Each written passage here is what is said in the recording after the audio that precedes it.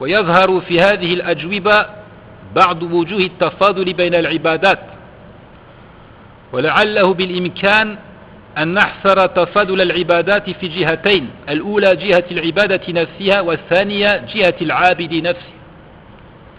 Certains aspects de cette préférence nous apparaissent donc au travers de ces réponses données par le prophète alayhi salatu wassalam. Et en jetant un œil sur ces réponses, en méditant sur ces récits, on pourrait résumer tout cela en 2 points. Premièrement, en considération de l'adoration elle-même, considérant l'adoration elle-même. Et deuxièmement, eu égard du dévot, eu égard de celui qui produit l'adoration. أما تفضيل العبادة من جهتها نفسها فيظهر في وجوه متعددة منها ما يليه. Quant aux raisons de la préférence qui concernent l'adoration en elle-même, alors nous allons citer les points suivants. أولا تفاضلها من حيث الوجوب والاستحباب. في الحديث القدسي يقول الله: وما تقرب عبدي إلي بشيء أحب إلي مما افترضته عليه، فيما رواه البخاري. وهذا دليل على أن الفرائض أفضل من النوافل لأنها أحب الأعمال إلى الله.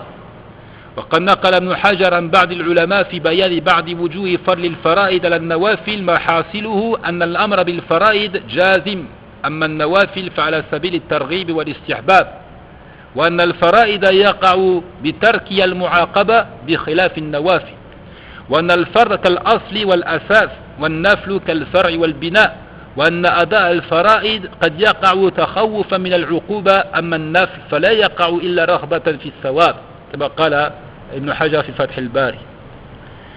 Nous allons donc citer pourquoi il y a des adorations meilleures que d'autres, et après l'azan, incha'Allah. Alhamdulillah wa salatu wa salam ala rasulillah wa ala alihi wa sahaba. Donc pourquoi est-ce que certaines adorations sont meilleures que d'autres? Il dit premièrement, cette préférence, elle peut être fixée considérant qu'il s'agit d'une œuvre obligatoire ou plutôt surérogatoire. En d'autres termes, l'œuvre obligatoire est meilleure que celle qui est surérogatoire. Comme dans le récit à caractère divin, Allah dit: et mon serviteur ne s'est pas rapproché de moi au moyen d'une œuvre plus aimée de moi que ce que je lui ai imposé, que ce que j'ai rendu obligatoire. C'est là la preuve que les actes obligatoires sont meilleurs que les actes de caractère préférentiel. Ils sont les plus aimés d'Allah. Ibn Hajar a cité les dires de certains érudits justifiant cette préférence donnée à l'un sur l'autre. En résumé, les érudits dirent: l'ordre d'accomplir l'œuvre prescrite est catégorique, alors que les œuvres surérogatoires sont requises, mais pas de manière catégorique. On y invite simplement, on y encourage, mais ce n'est pas un ordre, une requête catégorique. La menace du châtiment ne résulte que de l'abandon des obligations, non pas du délaissement des actes au caractère préférentiel. La menace du châtiment ne résulte que de l'abandon des obligations et non pas du délaissement des actes surérogatoires. L'œuvre obligatoire est comparable à la racine, à la fondation, alors que l'œuvre surérogatoire ressemble à l'embranchement, à l'extension de la bâtisse de la religion.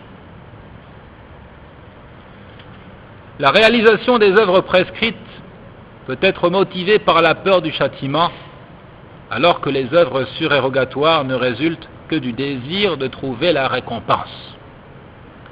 Voilà donc certains propos tenus par les érudits justifiant le fait que l'œuvre obligatoire est meilleure que celle qui est surérogatoire.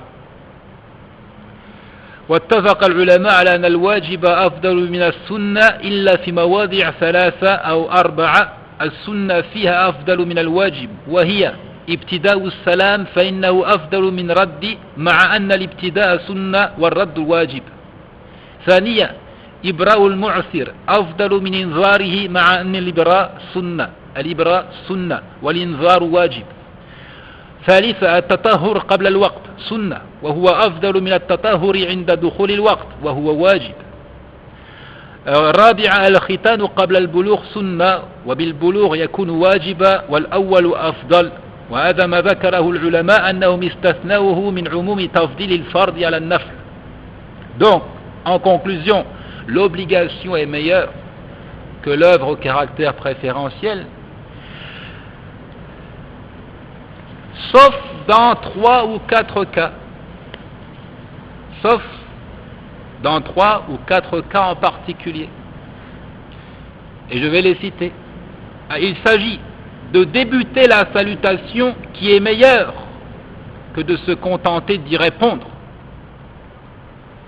alors que de lancer la salutation est d'un caractère préférentiel seulement, et d'y répondre constitue un devoir. Ils ont dit de lancer la salutation est meilleur que d'attendre que l'autre le fasse et de se contenter d'y répondre. Et pourtant, d'y répondre est une obligation et de lancer la salutation en tout premier lieu est une œuvre surérogatoire ou d'un caractère préférentiel. Mais cette fois-ci, c'est meilleur de lancer la salutation. Deuxièmement, de soulager un homme endetté, c'est-à-dire en annulant sa dette, est meilleur que de lui accorder un délai pour le paiement. Alors que cette annulation de dette est une œuvre au caractère préférentiel et que l'accord d'un délai, d'un report de paiement est obligatoire lorsque la personne rencontre des difficultés financières. Mais ils ont dit, dans ce cas, il est meilleur d'annuler la dette plutôt que d'accorder un délai. Donc on a donné la préférence à l'œuvre d'un caractère préférentiel sur ce qui constitue une obligation. Troisièmement, de se purifier avant l'entrée de l'heure de la prière est meilleur que de se purifier lorsque vient le temps de la prière, alors que le premier est surérogatoire et que le second est obligatoire. Voilà, c'est une exception à la règle. Et enfin, la circoncision avant l'âge de la puberté est meilleure que la circoncision retardée jusqu'à l'âge de la puberté, alors que la circoncision ne constitue un devoir que pour l'individu pubère. Ce sont là donc des cas d'exception cités par les érudits et qui échappent à la règle de base selon laquelle, encore une fois, l'œuvre obligatoire est meilleure que l'œuvre surérogatoire. Je vais essayer de conclure. Il dit deuxièmement, pourquoi est-ce qu'une œuvre peut être meilleure qu'une autre?